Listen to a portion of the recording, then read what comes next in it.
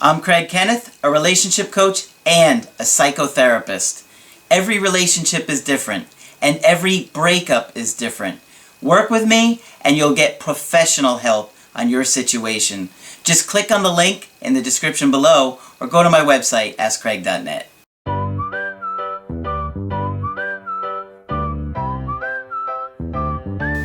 Hi there, I'm Coach Craig Kenneth. Hi there, I'm Coach Margaret. And today we're going to be talking about sexual addiction, signs and the symptoms. So we thought it would be important to discuss this topic, even though it may not affect many of you guys. Surprisingly, it might affect a lot more than they really think. Well, when I checked the computer for statistics, as I always do, I was quite startled to hear that, numbers differ. There was this survey and that survey. But people seem to pretty much agree that 40 million Americans are into some form of sex stuff on the computer. Mm-hmm. And that sounded kind of high. It does sound kind of high. And so there's a good chance you know somebody that's got an issue with this, and they just have never opened up or talked to you about it for, they're embarrassed or they feel guilty or ashamed. Yeah. And there may be someone watching who is in that trap. And I want you to know that there is help, and people do understand, and it's just not all about judgment and telling you you're a bad person. There are reasons why it happened. Yeah, absolutely. And we're going to talk about that. And like most human problems, there are ways out of it. Yeah. And so your situation, you might see come up more than you would have thought if you've had a partner that is going online and looking at pornography or something to that effect. Right. And who appears to have some other symptoms, like is going on the computer more and more, is demanding privacy more and more, starts to neglect other responsibilities, is less interested in sex with you, and overall appears to be withdrawing from normal life. Absolutely, yeah. It's like any addiction we're familiar with, alcohol or drugs. More and more, the substance, in this case, whatever one gets out of the porn on the computer, begins to take over your life, and you spend more and more time with it. And lots of times women will say that their man is sort of withdrawing and they don't have any idea why. So what we're going to do is take a look at some of the statistics about it, because they really are eye-opening. I was quite startled, to tell you the truth, and I've been around a long time with some of the doggondest people. 40 million Americans regularly visit porn sites. 35% of downloads are related to pornography. Wow, 35%? 35% of downloads. 25% of all search engine queries are related to pornography, or about 60 million search queries a day. Oh, only 60 million? Only 60 million. 1/3 of the porn viewers are women. That would mean 2/3 are men. I'm sorry, guys, I don't mean to pick on you. That makes sense, though. Yes, I suppose it does. Mm-hmm. Every 39 minutes, a new pornography video is being created in the United States. About 200,000 Americans are porn addicts. Now, if this comes to your attention before you're totally addicted, then it's going to be much easier for you to get out of this. But the usual scenario has been that we've heard from the woman who is very concerned about her boyfriend or her husband's work with all of this. Now, why does it happen?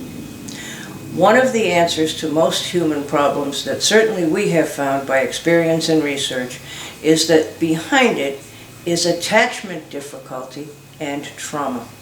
Now, a lot of people are probably like, wait, what? What? Okay. Meaning that there are 3 basic kinds of child abuse that can affect you for the rest of your life. There's physical abuse, there's sexual abuse, and there's overall emotional ignore you abuse. Mm-hmm. And there's a high percentage of sex addicts who, in fact, I think it's 81% have had a sexual abuse history, which leads us to believe that there's even more sexual abuse going on in this country than we have any idea. Yeah. And women have been encouraged to talk about this since the 1970s. when women began to open rape crisis centers in response to what was going on in Europe, who was ahead of us at that point. And so women have had all kinds of permission to talk, but I don't think that men are ever given much permission to talk. It's considered somehow unmanly to even have feelings, let alone talk about them. Yeah. So what I would say is, please guys, talk. Share what happened to you. It'll make it much easier for us to know how to help you. Yeah. And one of the gurus on the subject is a man named Dr. Carnes, C-A-R-N-E-S, Patrick Carnes. And I've dealt with him for other human issues. And I think he's absolutely brilliant with his approaches and his interpretation of things. Mm-hmm. One of the things he's saying is that an addiction of any kind is an attempt to solve an earlier problem or hurt or lack of attachment. Let's explain that. Okay. That's going to be your, like, huh? Trying to absorb I know. that stuff. It's hard to make sense out of this. But we would maintain that if you have an abuse history, and sometimes people don't even know it until they think about it, that you will forever have that with you. And you're going to solve it either by talking about it or you're going to somehow reenact it. And that's hard stuff to wrap your mind around. Mm-hmm. You're going to remember it somehow. It could be by talking about it or by reenacting it, by acting out in some way, by doing something you shouldn't do, by doing something that feels a little bit naughty, by doing something that changes your feelings inside, that makes you feel better. Mm-hmm. And think of how quickly internet porn can do that for you. You can just click a few clicks and already you have your drug of choice. Yeah. Okay? So you have easy access yes. to something that is going to change your internal state, right, on the anxiety you're feeling, yeah, the, maybe you're depressed and you're feeling numb. And that's common. And you're trying to do something. To get something to feel, to respond to something. It has been known as the 3 A's. It's anonymous, it's affordable, and it's available. Okay? Affordable. I think most people are getting it for free. Free, right. And there are all kinds of things I notice. Anonymous, affordable, and available. And available. That's right. True. That's the 3 big A's, and yeah, they can get you in a whole lot of trouble. And the thing is, it's an instant fix for your depression or your anxiety. It's also pointed out that many folks who have this occur to them do have a mood disorder, whether it's bipolar disorder or major depression. Mm-hmm. And I'm sure it makes you feel a bit better. There are all kinds of things that you can do on there. You can just look, you can go in a chat room and hook up with various people. Mm-hmm. There are all, and I now know really what webcams are for. I was only slightly aware before. So there's a great deal of activity going on out there. And it's very disturbing to a partner. Mm-hmm. Like any addiction, it begins to take the person away from you. Okay?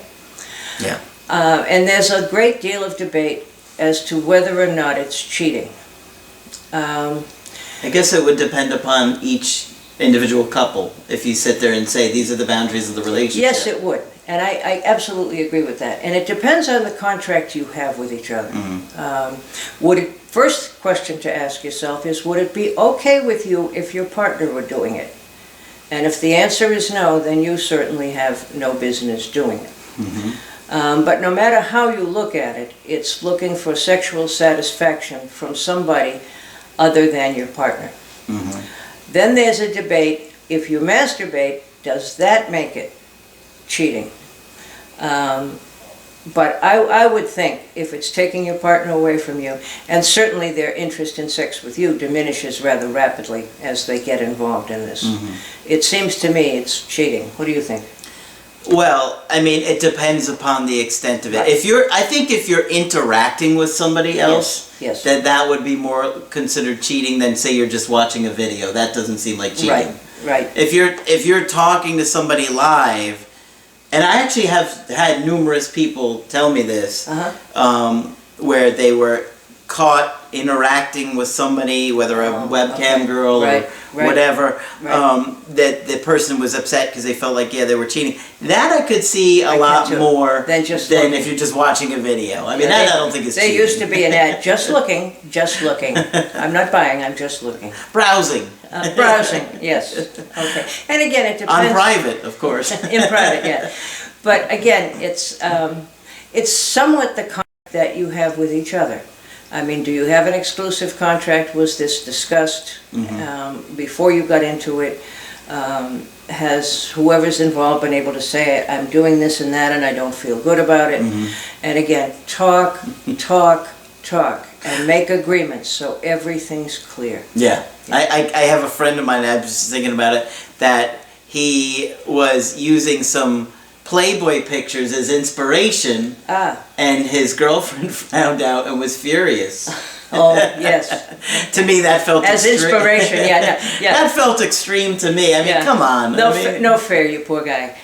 And the extent to which she was upset was very unreasonable to what he, I mean, maybe get a little bit like, what do you do? Like, you got me here, whatever. But no, she was really angry. Yes, I can understand. Well, again, what you'd have to ask him is, would it be all right with you if she did the same thing?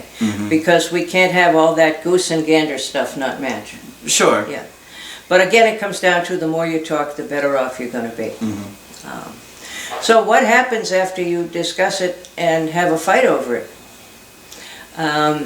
If you catch somebody doing it and you say, well, you're doing it on the computer and you've been withdrawing from me for 6 months and now I know what was really going on, and do you think the person's going to say, thank you, honey, for bringing that to my attention?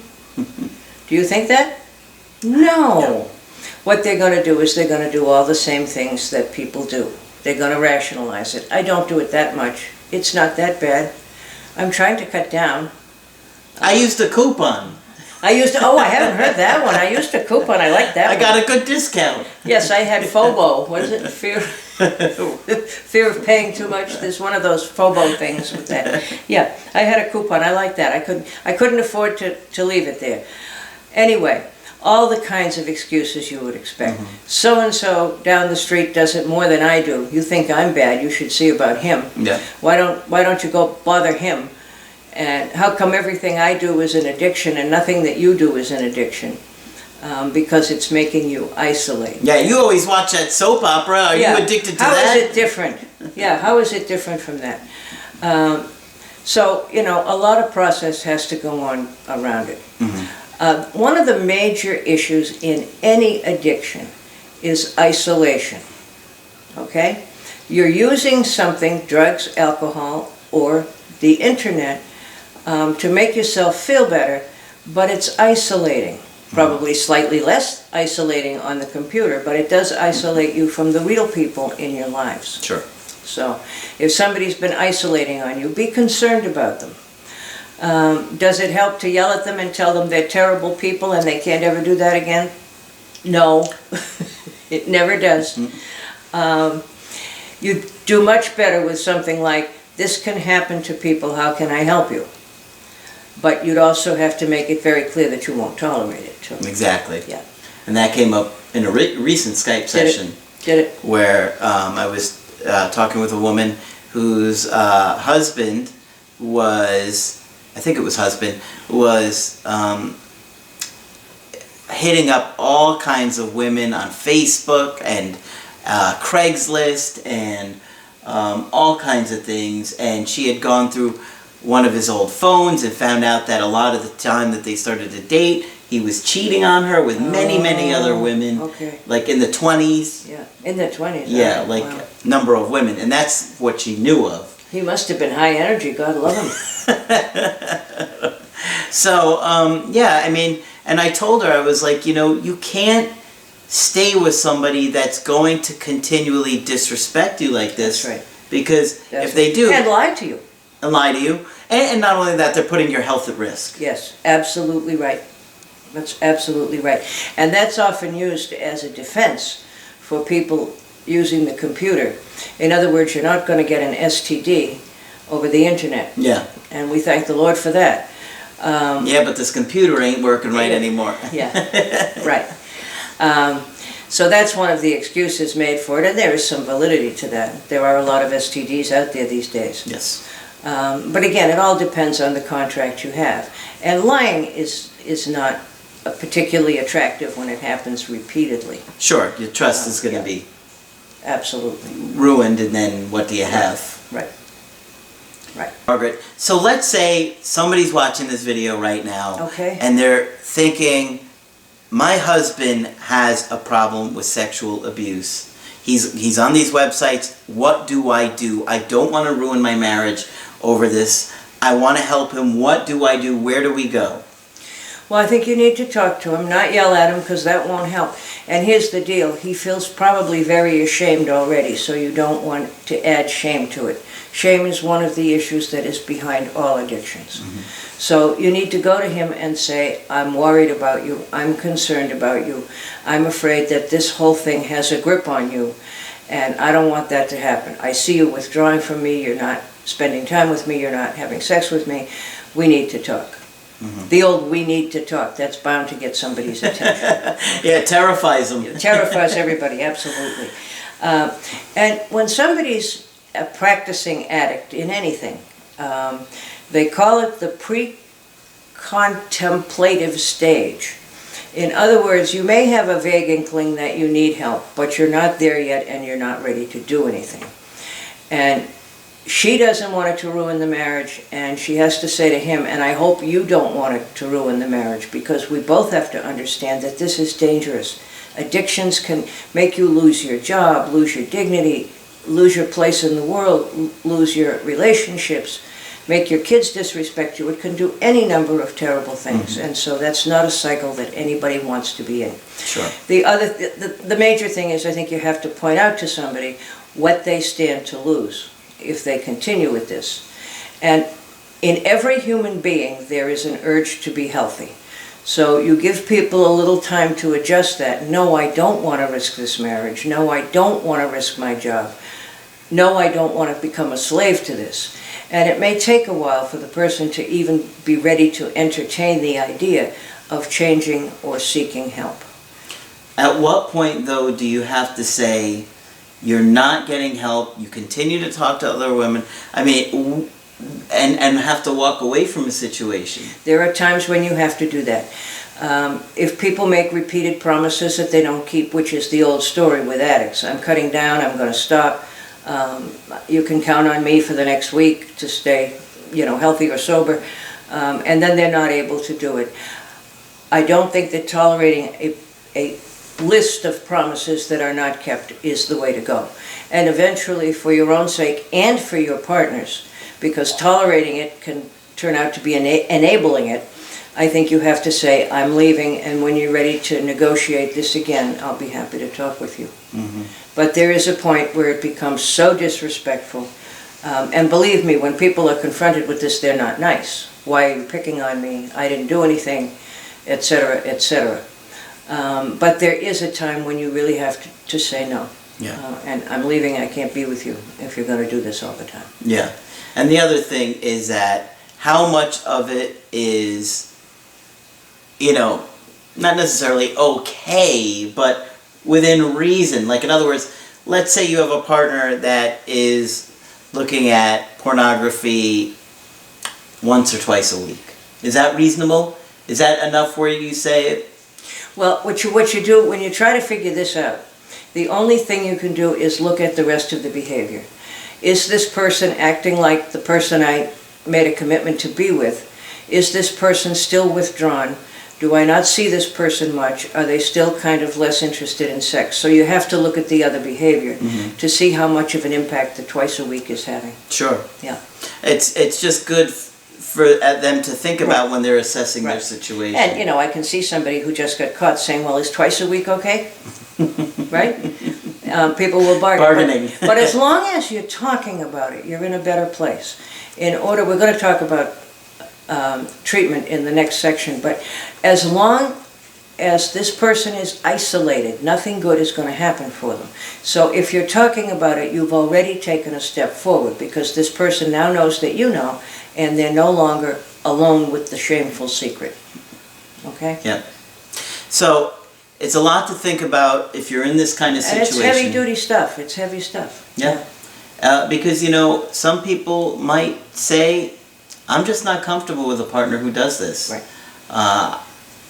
For Yes, example, and that would be anybody's right to say. I have a friend that, his wife has a major problem with him going to any kind of strip club, no matter what the occasion, no matter what, if it was a bachelor party or whatever, doesn't want him to do it, and gets into huge fights with him if he tries. So, another couple might say, Go Go ahead. ahead. It's so-and-so's bachelor yeah, party. go, have a good time. Be as awful as you need to be. Yeah. All right. Yeah. Right. Again, it has everything to do with the people who are involved. Sure. And so, discussing those things is absolutely critical. Yes, discussing them is absolutely critical. And asking sometimes, if you can, I know when the subject is new, it's raw, but how are you feeling when you do this? What makes you do this? Yeah. Because there's a good chance that they feel pretty bad afterwards. Oh yes, absolutely. And shame is part of what's behind it. Mm-hmm. Yeah. Mm-hmm. So, a lot to think about. We just wanted to start a discussion on it. We're going to do a different video on treatment for sexual addiction. Look for that video. That will be coming out soon. But if you want to get my help personally, you just have to go to the website, askcraig.net, sign up for the coaching option that works best for you. I do email coaching, I do Skype coaching, but if you got to get with me right away, sign up for the emergency Skype coaching. Margaret is going to be on the website soon. I know I've been saying that, but it was a matter of getting her ready for this, and understanding how the process is going to work on her end with all the technical aspects. Yes. But it's going to be very limited too, based on her schedule.